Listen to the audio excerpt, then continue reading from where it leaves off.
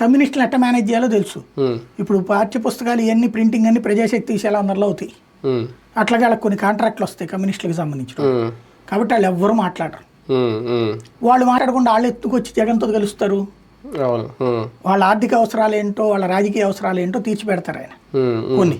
ఇప్పుడు మొన్న చూడండి టీచర్స్ ఎమ్మెల్సీ జరిగింది, కమ్యూనిస్ట్ అయినా కదా గెలిచింది. తెలుగుదేశం ఎందుకు పోటీ చేయలే? వైసీపీ కిందసారి పోటీ చేసి ఇద్దరు టీచర్ ఎమ్మెల్సీ గెలిచింది కదా. ఏదో అప్పుడు గ్రాడ్యుయేట్ ఎమ్మెల్సీ టీచర్ ఎమ్మెల్సీ జరిగినప్పుడు మొన్న అంటే ధైర్యం చాలేదు దానికి. అసలు శాంతం పోటీ నుంచి తప్పుకుంది కదా. ఇది ఎంపీ ఎలక్షన్స్ రాజ్యసభ అంటే లేదు సంఖ్య, కానీ గ్రౌండ్ లెవెల్లో జరిగేదాని నుంచి తప్పించుకుంది కదా అది. కాబట్టి ఇక్కడ కమ్యూనిస్టులకు అక్కడ ఛాయిస్ వచ్చింది. వీళ్ళు ఓ రకంగా పరోక్షంగా పక్క తప్పుకుని సపోర్ట్ చేసినట్టు.